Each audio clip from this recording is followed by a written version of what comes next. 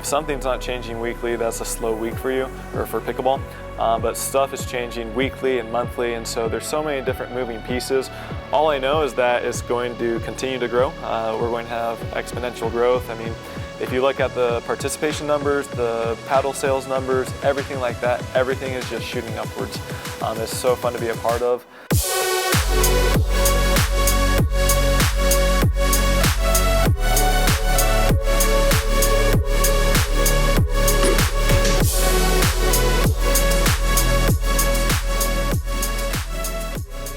Hello, welcome back to the future of pickleball.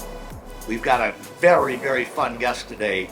We have one of the OGs of pickleball, one of the earliest, longest term pros in the game, one of the most involved businessmen in the game of pickleball, and now a future developer in pickleball, Tyler Loong. Welcome to the future of pickleball. Thanks for having me on, Paul. Cool. I have known you a while. It's been kind of fun getting to know you, but the biggest thing that has interested me about you is how entrepreneurial you've been. But before we get into that, let the viewers know a little bit about your background. I know you were a BYU tennis player, but kind of bring us up to speed with how you got into us and how you got to where you are today. Yeah, so as you kind of stated, I've been playing pickleball for quite a while. I'm one of the oldest pros that have been playing. I'm 31 years old. I'm from Utah. I did play tennis at BYU. From there, I started playing pickleball, just fell in love with it, and have been playing pickleball since. Very nice, very nice. Now, I know you're involved with quite a few different sponsors, and I know you have been more than the typical pro relationship with some of your sponsors. Can you tell us about that? Yeah, definitely. I like to work with all different types of companies, sponsors, people, everything like that. So if you're ever interested in hooking up, feel free to reach out to me. Yeah, it's just part of the game. It brings in extra income. It's fun to be a part of. There's so many new companies and new sponsors out there looking to grow their exposure, and they just don't know the right way to do it. And so it's been fun collaborating and working with these different companies. Very nice, very nice. One of the things that we talk about on this show particularly is we love to talk pickleball, but we really also like to talk about what the trajectory is.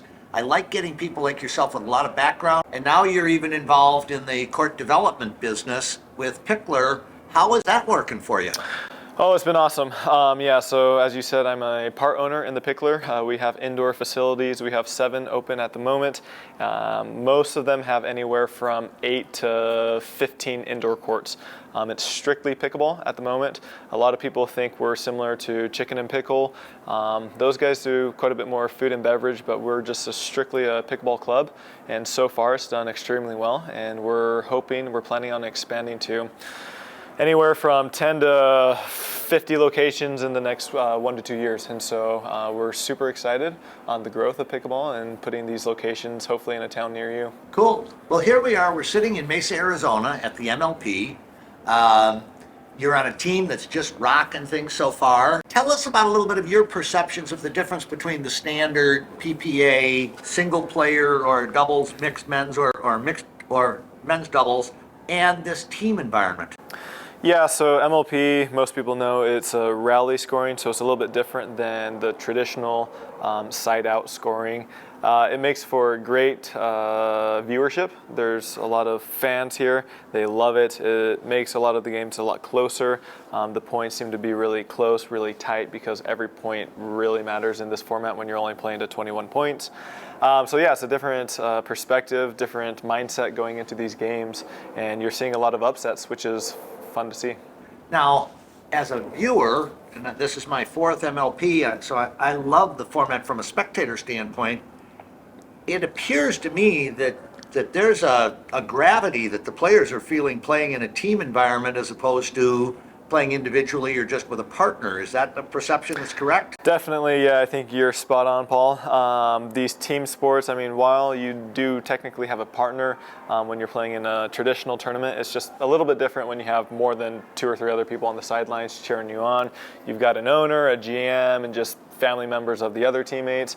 And so, yeah, you really have a strong backing in this MLP format. And so it's fun to be a part of. And so now as a 31-year-old, you're kind of right in the middle of the pack age-wise. What do you see as the sort of the projected life cycle of a pro pickleball player these days? I think that's the great question we're all trying to find the answer to. One of the things that's beautiful about pickleball is that you don't have to be as agile as you might need to be for basketball or football or some of these other sports. You look at Matt Wright, he's, I believe, around 44, 45 or so, and he's still at the top of the game. I think he ended his ranking 2022 maybe number 3 or number 4. So that's a very impressive feat for him to do. And so I think there's a lot of variables that go into it. The game, it is trending downward in age. And so you're seeing a lot of younger players come into the sport. But I think if you're a smart and talented player, I think you're still able to compete with the best. Very nice, very nice. Now, where you came from a tennis background, you moved into a pickleball space. You're spending your whole life professionally in the sport of pickleball. How does that affect the family life?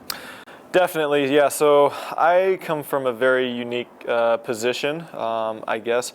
I actually first started working for Escalade Sports, who owns Onyx. And so I worked for them for a couple of years. And so I had a very unique situation in that I was able to compete on the pro scene. And then also all my travel and everything like that was covered by this company because it was for work purposes. And so I was able to compete and everything like that. And then finally, when I got to a certain level, then I was able to switch over and do it full time. And so I think that kind of helped me in more of the business sense. I was able to deal with a lot of the big box stores and just kind of talk with them, see how things operated, see how sales worked, what worked for them, what didn't work for them, marketing, different campaigns and stuff like that. And so it was great for me to have that experience for a couple of years before I went full on into pickleball. Cool. You know, the last area that I really want to kind of delve into with you,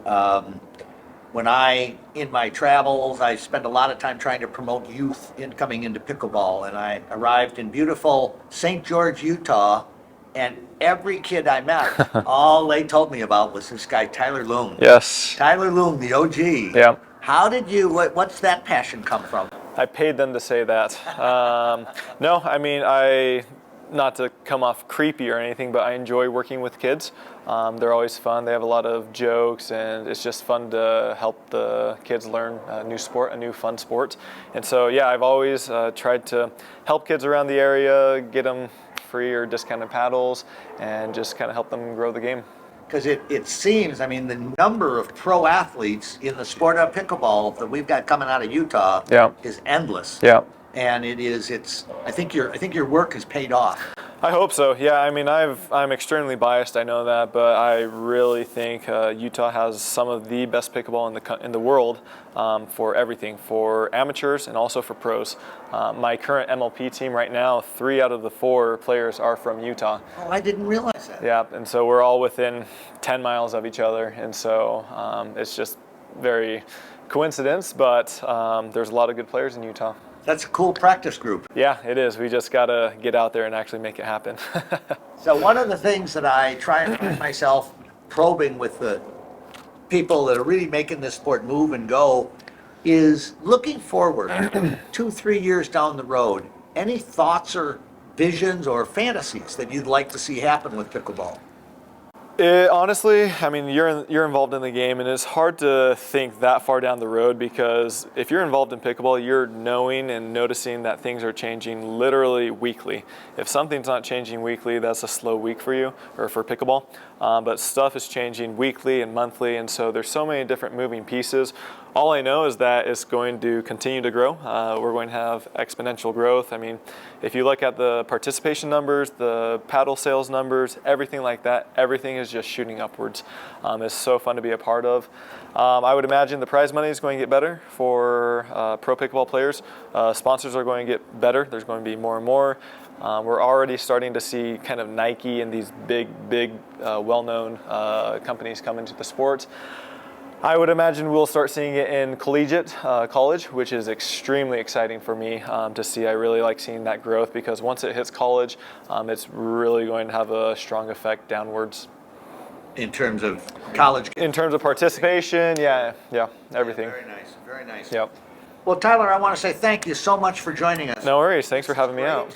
Ladies and gentlemen, I told you we were going to have a fun interview today. Tyler's a good one.